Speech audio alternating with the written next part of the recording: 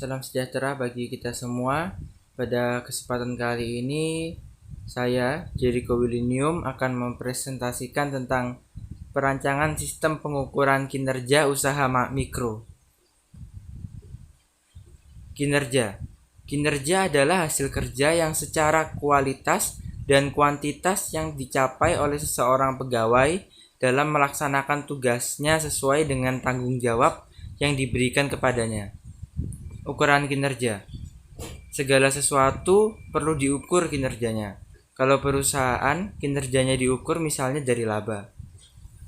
Namun laba saja tidak cukup untuk mengukur kinerja perusahaan. Latar belakang. Perusahaan, alat ukur untuk mengetahui baik buruknya suatu perusahaan. Objek, bagian keuangan. Mengapa? Keuangan berbicara mengenai angka, sesuatu yang mudah dihitung dan dianalisa. Balance scorecard tercipta pada awal tahun 1990 oleh David P. Norton dan Robert Kaplah. Pengukuran kinerja dalam organisasi masa depan. Balance artinya berimbang, scorecard kartu skor. Balance scorecard adalah kartu skor yang digunakan untuk mengukur kinerja, memperhatikan keseimbangan antara sisi keuangan dan non-keuangan, antara jangka pendek dan jangka panjang, serta melibatkan faktor internal dan faktor eksternal. Balance scorecard terdiri dari 4. Pertama, perspektif keuangan. Kedua, perspektif pelanggan. Ketiga, perspektif proses bisnis internal. Yang keempat, perspektif proses belajar dan berkembang.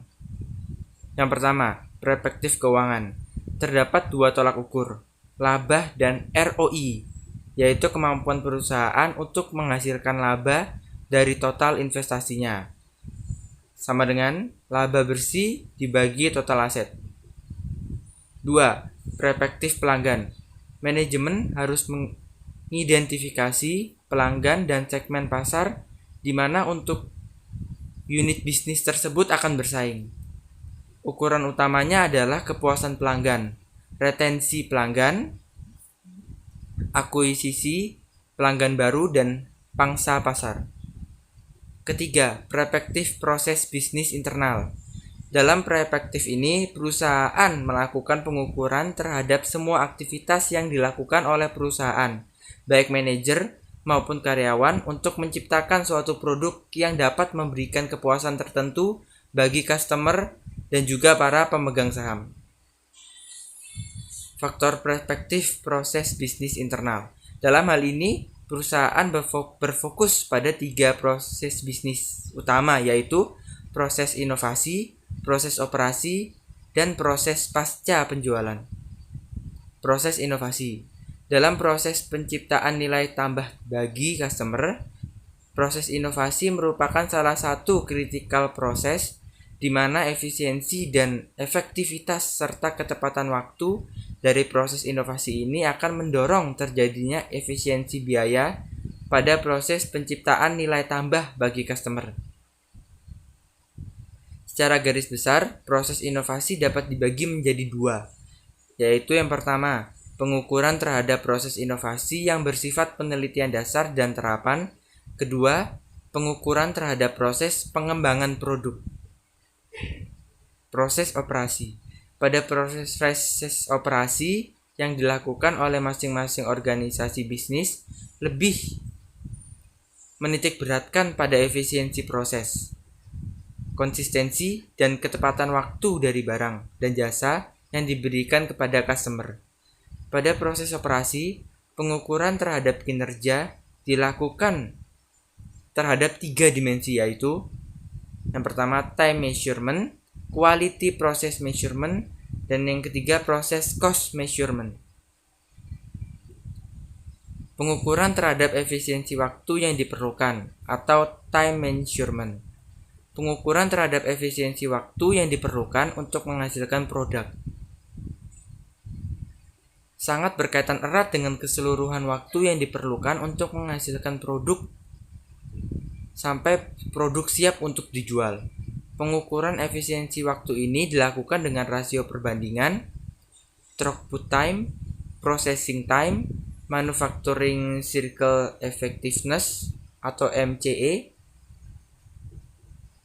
Sehingga dalam hal ini pengukuran waktu proses awal cycle time dapat dilakukan sejak diterimanya proses order pelanggan tersebut dijadwalkan untuk produksi, dibuatnya order permintaan bahan baku untuk keperluan proses produksi. Bahan baku tersebut diterima dan ketika produksi direncanakan, sedangkan akhir proses and cycle time dideteksi dari produksi dalam unit atau batch setelah diselesaikan. Order barang jadi siap untuk dikirimkan dan disimpan dalam persediaan barang jadi. Order dikirimkan kepada customer, order diterima oleh customer. Pengukuran terhadap kualitas proses produksi atau quality process measurement. Dalam hal ini, kualitas proses produksi, perusahaan diharapkan dapat melakukan berbagai macam pengukuran terhadap proses produksi yang dideteksi dari adanya hal-hal sebagai berikut.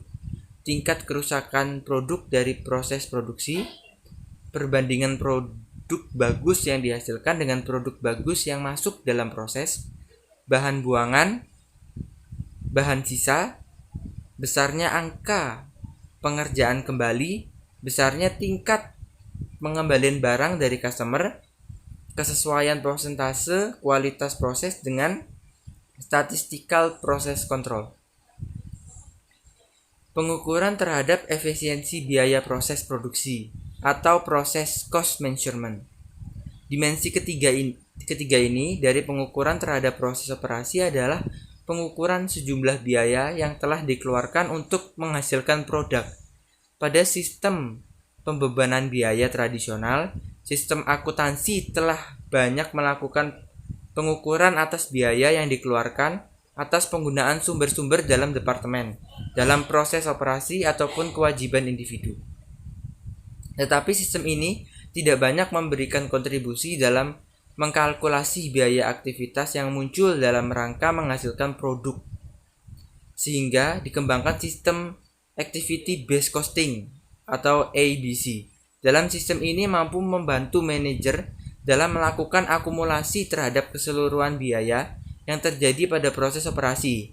Sistem ABC ini bersama-sama dengan pengukuran kualitas dan waktu proses produksi akan menghasilkan 3 parameter penting untuk mengkarakteristikan pengukuran proses bisnis internal.